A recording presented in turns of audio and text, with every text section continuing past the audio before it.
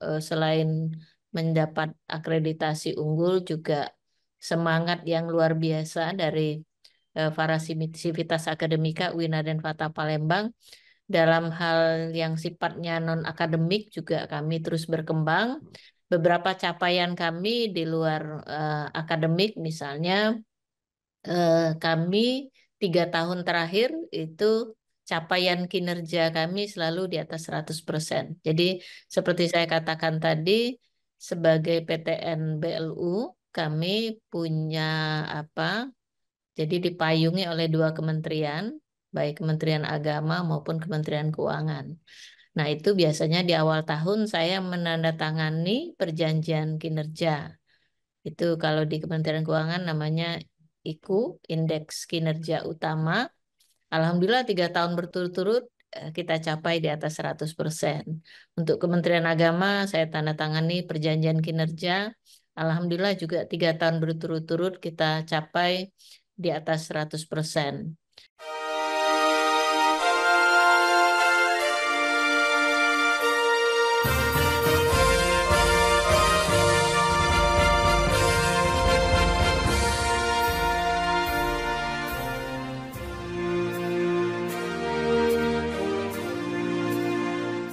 Bersama saya Bambang Sadiono di kanal Inspirasi untuk Bangsa. Mudah-mudahan kanal ini selalu bisa memberi inspirasi, motivasi, dan edukasi.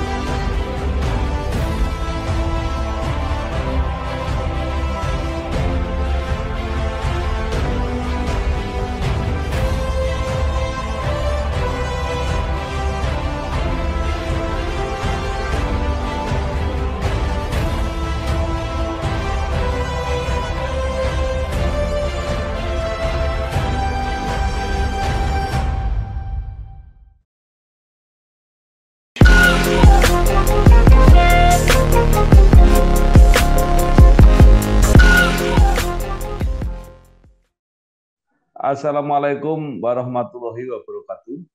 Bersama saya Bambang Sadiono di kanal Inspirasi untuk Bangsa. Mudah-mudahan kanal ini selalu bisa memberi inspirasi, motivasi, dan edukasi. Kami sedang mempersiapkan beberapa video wawancara untuk mendokumentasikan perguruan tinggi Indonesia yang mencapai akreditasi unggul. Menurut rencana wawancara ini selain akan kami tayangkan, juga akan kami bukukan. Saat ini saya sudah bersama dengan salah seorang pimpinan perguruan tinggi di Indonesia yang mencapai akreditasi unggul, yaitu Profesor Dr. Hajah Nyayu Khotijah SAG MSI. Beliau adalah Rektor UIN Raden Patah Palembang. Apa kabar, Prof? Alhamdulillah Pak Bambang. Assalamualaikum. Waalaikumsalam. Prof. Nyayu Khotijah lahir di Palembang 25 Agustus 1970, menyelesaikan pendidikan S1 di Fakultas Tarbiyah, kemudian S2 di Fakultas Psikologi Universitas Gadjah Mada, S3 di Universitas Negeri Jakarta, menjadi guru besar di Fakultas Tarbiyah dan keguruan UIN Raden Patah Palembang, kemudian menjadi Rektor UIN Raden Patah mulai 2020 sampai 2024. Prof, mungkin ada hal-hal yang menarik yang mungkin akan ditambahkan sepanjang perjalanan karir sejak awal sampai menjadi rektor. Monggo, Prof. Ya, terima kasih Pak Bambang. Jadi kalau ditanya perjalanan karir saya itu, alhamdulillah ya, bisa dikatakan sangat mulus, Pak. Jadi saya diangkat sebagai dosen itu tidak lama setelah saya wisuda S1. Jadi 3 bulan setelah wisuda, di usia saya 24 tahun, saya sudah diangkat sebagai dosen PNS. Kemudian saya menjadi guru besar perempuan pertama di UIN Raden Patah Palembang di usia 44 tahun. Dan alhamdulillah menjadi rektor perempuan pertama juga di usia 49 tahun. Kira-kira begitu, Pak.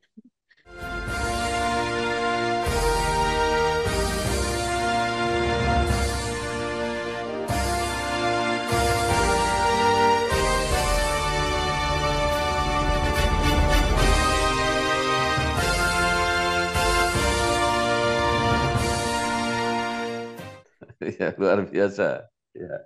Baik, eh, Prof cukup panjang juga berkarir di UIN Raden Intan. Mungkin bisa diceritakan sepintas perjalanan sejarah UIN Raden Patah Iya, Palembang sampai saat ini mencapai akreditasi tertinggi yaitu akreditasi unggul. Monggo iya. silakan, Prof. Ya, alhamdulillah Pak Bambang. Jadi mencapai akreditasi unggul bagi UIN Raden Fatah Palembang itu memang merupakan perjalanan yang cukup panjang dan berat. Jadi saya masih ingat ketika saat saya baru saja dilantik di tahun 2020, tepatnya di bulan Juli, saya menghadapi situasi di mana saat itu UIN Raden Fatah Palembang itu eh, habis masa akreditasinya. Hmm. Saat itu masih akreditasi perguruan tingginya masih B, kemudian akan berakhir di 7 Agustus. Maka yang kita lakukan saat itu bagaimana mengupayakan supaya ada perpanjangan 1 tahun. Alhamdulillah kita perpanjang sampai di 2021. Fakta lain yang kita temui juga bahwa untuk akreditasi program studi itu yang A itu baru 10%. Bahkan masih ada program studi kita yang belum terakreditasi, itu ada 2 prodi, dan masih cukup banyak, sekitar 17% lebih program studi kita yang masih terakreditasi C. Fakta lain yang juga kita temukan, jumlah asesor internal kita untuk pendampingan akreditasi itu hanya 3 orang. Nah, ini beberapa kondisi Ya. yang kemudian akhirnya ya tadi langkah kita yang pertama yang darurat mengajukan perpanjangan 1 tahun. Alhamdulillah terwujud sampai 2021 masih B. Kemudian di 2021 ya mau nggak mau kita harus mengikuti atau melakukan reakreditasi. Alhamdulillah dengan kondisi keterbatasan yang tadi saya ceritakan, kami tetap saat itu dan kriteria baru ya, 2019 kan diberlakukan 9 kriteria untuk akreditasi. Dan saat itu Alhamdulillah kami bisa mencapai akreditasi baik sekali. Nah, hanya memang berlakunya kan kalau 2021 ke 2026 baru habis. Ya. Hanya memang karena target RIP kita dan juga Renstra kita, Renstra 2020-2024, mengamanahkan bahwa unggul nasional itu harus dicapai di 2024.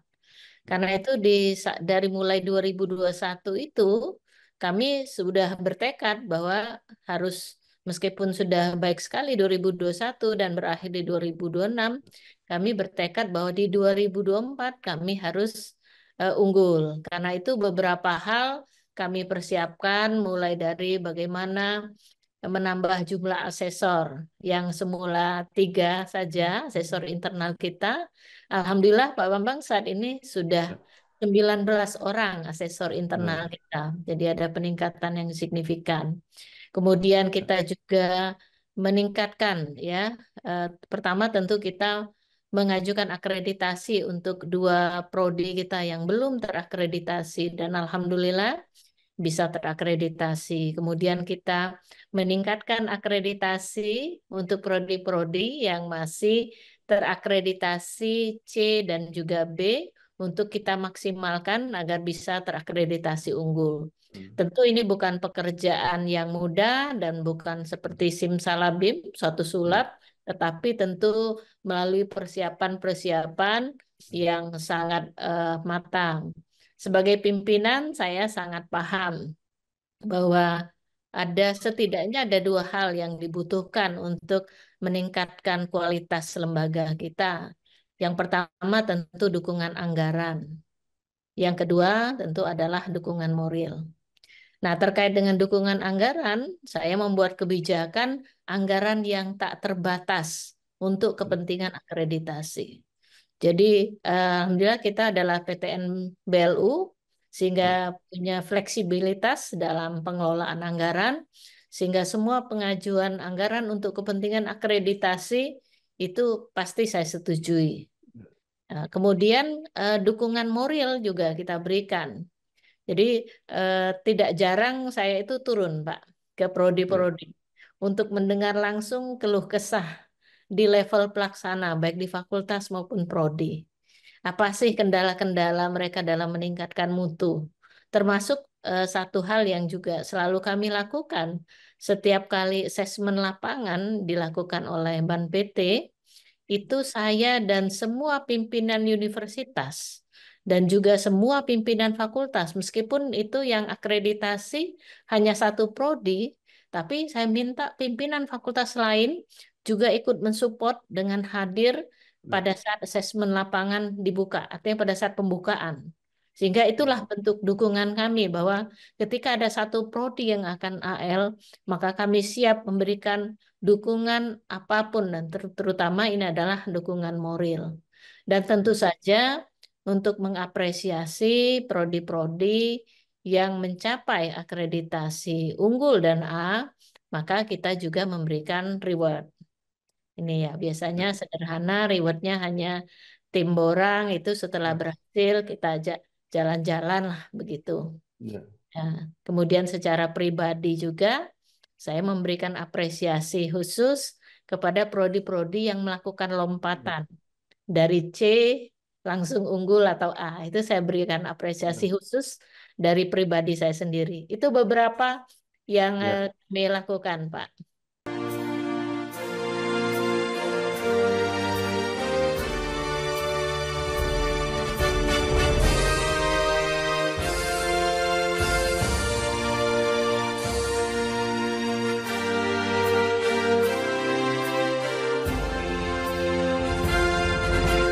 ya. Jadi apa akreditasi ini bukan sekedar penghargaan, tapi sekaligus juga cara untuk memacu kualitas seperti itu. Betul, betul, Pak. Ya, jadi luar biasa. Nah, Ya. mungkin setelah tadi perjuangan akreditasi, mungkin bisa diceritakan apa situasi student body, artinya keadaannya seperti apa, termasuk prodi-prodi yang ada, kemudian prestasi-prestasi mungkin mahasiswa, alumni, dan dosen dan sebagainya, Prof. Monggo, Prof.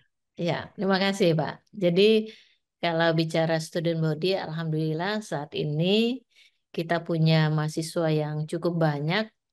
Hari ini ya tercatat sekitar 21.142 mahasiswa. Dari 47 program studi yang kita miliki, untuk S1 ada 38 program studi, S2 kita punya 7 program studi, dan S3 kita punya 2 program studi. Ini yang tersebar dalam 9 fakultas dan 1 program pasca sarjana. Untuk dosen, kita saat ini memiliki jumlah dosen tetap Ya, 583 orang, dan alumni kita sekitar 50 ribuan sejak menjadi UIN sejak 2014. Itu jumlah alumni kita 29.608 orang. Alhamdulillah capaian unggul ini kan merupakan kebanggaan tersendiri bagi kami, dan ini eh, karena itu kami juga selain mendapat akreditasi unggul juga semangat yang luar biasa dari para sivitas akademika UINA dan FATA Palembang dalam hal yang sifatnya non-akademik juga kami terus berkembang. Beberapa capaian kami di luar akademik, misalnya kami 3 tahun terakhir itu capaian kinerja kami selalu di atas 100%. Jadi seperti saya katakan tadi, sebagai PTN BLU, kami punya apa? Jadi dipayungi oleh 2 kementerian, baik Kementerian Agama maupun Kementerian Keuangan. Nah, itu biasanya di awal tahun saya menandatangani perjanjian kinerja. Itu kalau di Kementerian Keuangan namanya IKU, Indeks Kinerja Utama. Alhamdulillah 3 tahun berturut-turut kita capai di atas 100%. Untuk Kementerian Agama saya tanda tangani perjanjian kinerja. Alhamdulillah juga 3 tahun berturut-turut kita capai di atas 100%. Dan baru-baru ini kita juga mencapai ini hasil penelitian dari penilaian dari Kementerian Keuangan terkait dengan nilai maturity rating assessment. Alhamdulillah kita saat ini tertinggi untuk semua PTKN. Jadi ada 77 PTKN yang di bawah Kementerian Agama. Saat ini untuk capaian maturity rating assessment itu kita yang tertinggi. Kemudian dalam bidang kemahasiswaan kita juga pernah mendapatkan juara umum ketiga dalam ajang lomba antar mahasiswa tingkat nasional.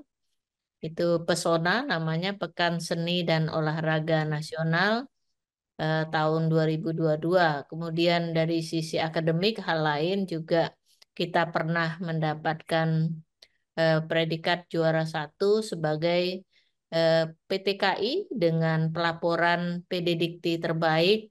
Kemudian saat ini juga eh, dari semua prodi yang kita miliki, kita adalah PTKIN dengan capaian tertinggi, 95% prodi kita sudah tersertifikasi ISO 9001-2015. Selain itu, dalam skala yang lebih luas, kita juga mencapai ranking 3 PTKIN di UI Green Metric World University Ranking, dan Hmm. kita mendapatkan penghargaan sebagai the most sustainably improved university in Indonesia. Itu di tahun 2022. Yang terakhir, kita juga mendapatkan peringkat keempat PTKIN terbaik versi Science and Technology Index atau disebut dengan SINTA. Dan kalau dilihat dari, kalau ada yang tanya, rekor muri kita juga sudah tercatat Hmm. di rekor muri dunia dalam kategori pantun moderasi beragama. Itu Hmm. beberapa capaian Ya. yang kita sudah peroleh, Pak.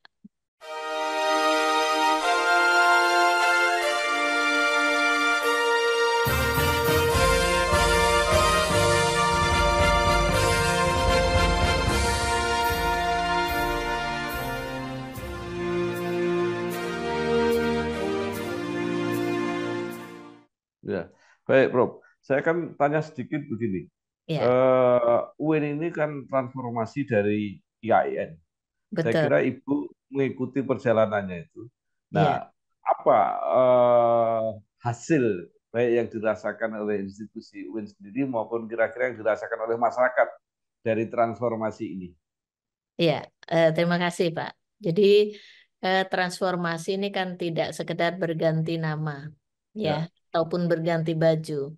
Tapi transformasi itu bermakna bahwa ada banyak hal yang terjadi, perubahan yang terjadi ketika kita dari IAIN menjadi UIN di tahun 2014. Ya, tentu yang pertama prodi kita mengalami perubahan. Yang awalnya kita hanya fokus kepada eh, bidang ilmu keagamaan, jadi prodi-prodi agama saja yang ada. Tapi sejak kita transformasi menjadi UIN, kita juga memiliki prodi-prodi umum. Kemudian hal lain juga kita memiliki ciri khas, ya. Jadi ciri khas kita itu eh, sudah banyak saat ini UIN, hanya kita yang membedakan kita dari UIN yang lain adalah pada fokus kita yaitu sebagai pusat kajian peradaban Islam Melayu. Hmm.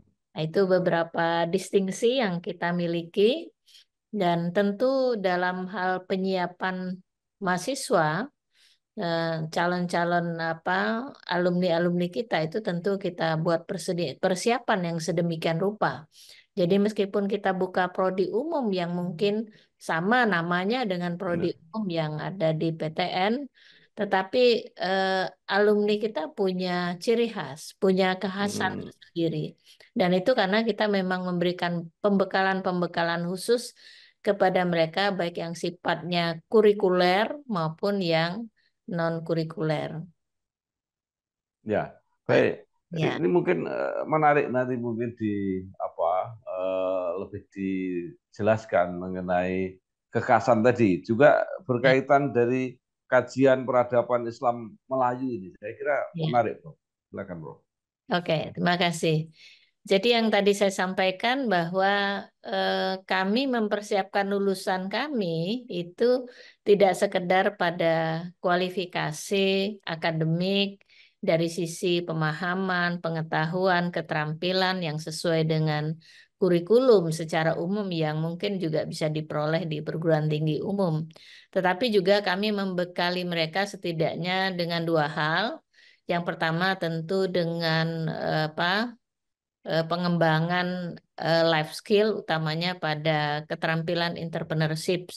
Jadi kita punya satu unit yang namanya CDC, yang apa kepanjangannya itu adalah Career Development Center, yang memang bertugas mempersiapkan para mahasiswa kita sebelum mereka menamatkan pendidikan di kita untuk dibekali dengan jiwa kewirausahaan gitu, entrepreneurship. Kemudian selain itu juga kita mengembangkan karakter keagamaan mereka, khususnya keislaman ya. Dalam hal ini kita tempuh baik melalui jalur kurikuler, yaitu dalam kurikulum kita ada mata kuliah khusus yang terkait dengan pengembangan pemahaman keagamaan. Kemudian juga di non-kurikulernya juga kita melalui wadah kita punya unit yang namanya Ma'had Jamiah Islamiyah itu mengembangkan kemampuan keagamaan mahasiswa itu di luar kurikulum atau di luar jam-jam kuliah, terutama terkait dengan peningkatan kemampuan baca tulis Al-Quran, kemudian kemampuan tahfiz, dan bahkan juga kemampuan dalam praktek ibadah kemasyarakatan. Misalnya praktek menjadi imam, menjadi khotib, menjadi penceramah, kemudian memimpin doa, bahkan juga menjadi penyelenggara jenazah, dan lain-lain lah pokoknya. Nah, tentu harapan kami dengan pembekalan semacam ini, kami harap lulusan kami itu tidak hanya mampu bersaing di dunia kerja dengan lulusan perguruan Ya. tinggi lain, tetapi juga mereka mampu membuka lapangan kerja sendiri dan bahkan juga bermanfaat dalam memindah kehidupan beragama masyarakat sekitarnya.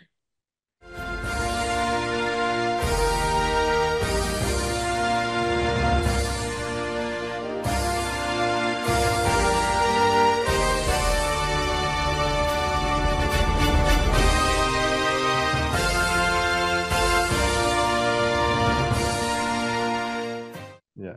Ya, Baik, ujung akhir dari misi pendidikan tinggi adalah mempersiapkan alumni yang siap terjun di masyarakat. Nah, mungkin bisa bercerita, Prof, tentang alumni UIN Raden Fatah ini eh, apa yang sudah dilakukan, atau bahkan mungkin ada yang mempunyai prestasi yang sangat dibanggakan.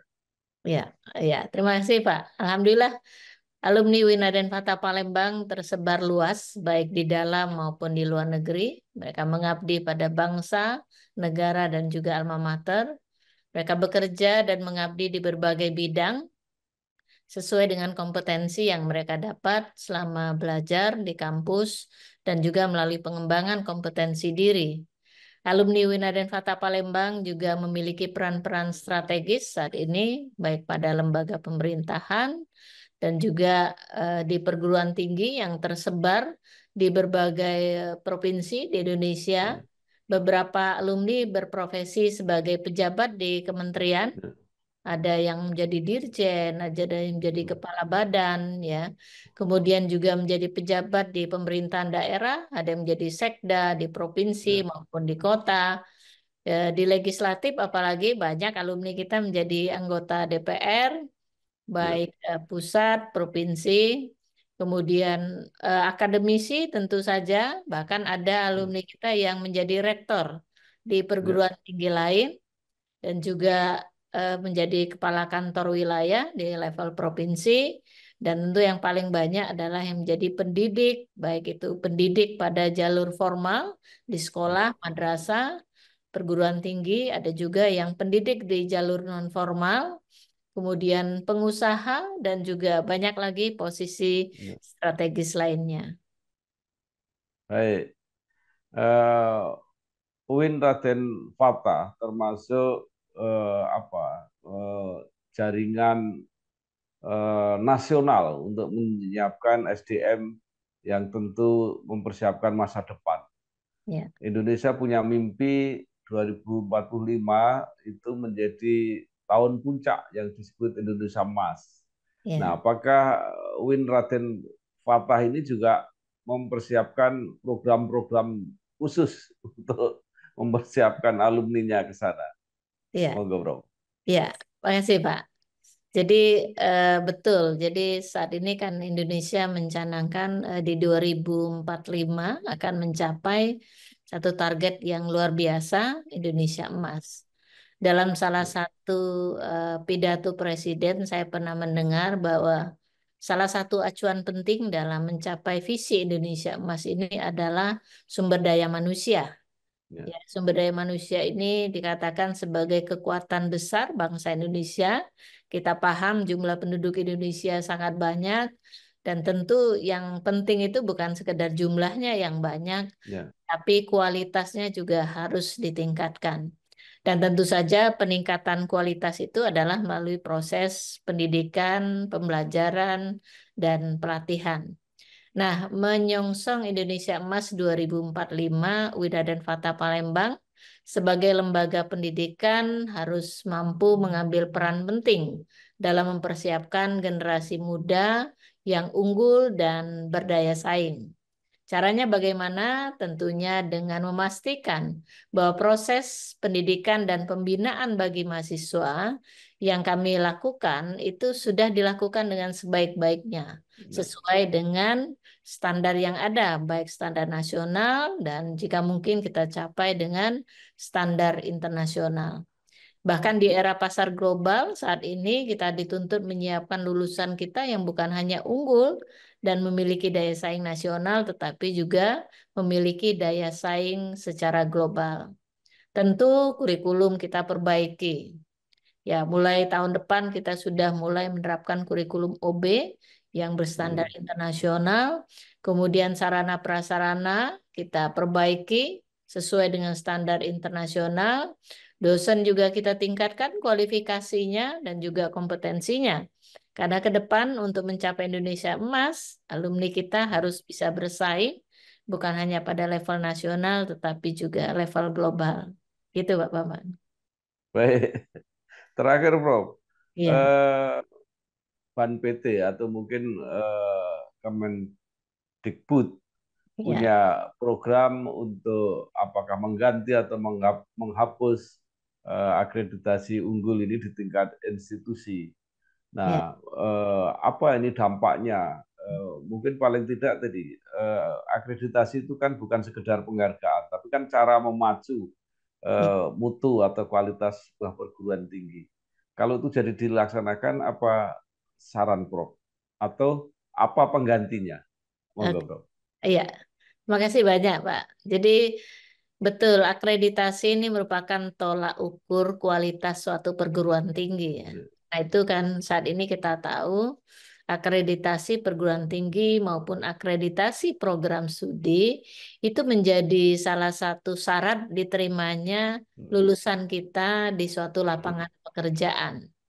Selain itu, adanya peringkat akreditasi itu menjadi motivasi tersendiri bagi kalangan perguruan tinggi Ya, untuk terus-menerus meningkatkan kualitasnya. Jadi seperti yang ya, kami alami, Pak ini ada akreditasi unggul, kita masih B nih, gimana caranya? Jadi itu ya, memotivasi kita untuk memperbaiki kualitas kita.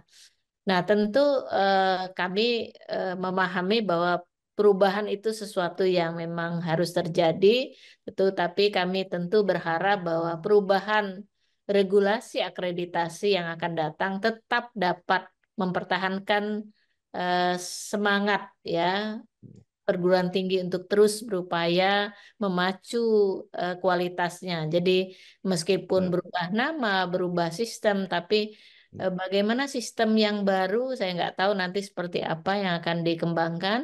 Tetapi sistem yang baru ini kita harapkan terus dapat memotivasi kami, kalangan perguruan tinggi, untuk terus meningkatkan kualitas. Jadi, kami akan berlomba-lomba, berkompetisi untuk terus meningkatkan kualitas kami, apalagi tadi kaitannya dengan menyongsong Indonesia Emas 2045. Baik, terima kasih sekali Profesor Dr. Hajah Nyayu Khotijah, SAG MSI, Rektor UIN Raden Fatah, Palembang.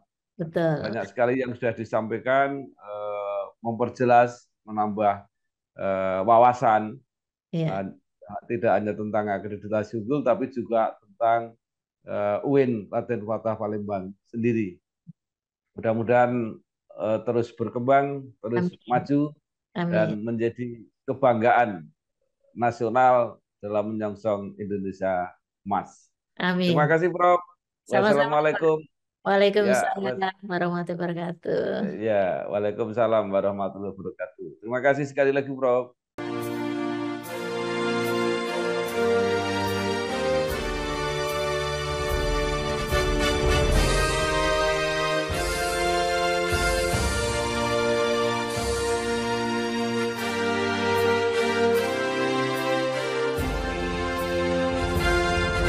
Bersama saya Bambang Sadiono di kanal Inspirasi untuk Bangsa. Mudah-mudahan kanal ini selalu bisa memberi inspirasi, motivasi, dan edukasi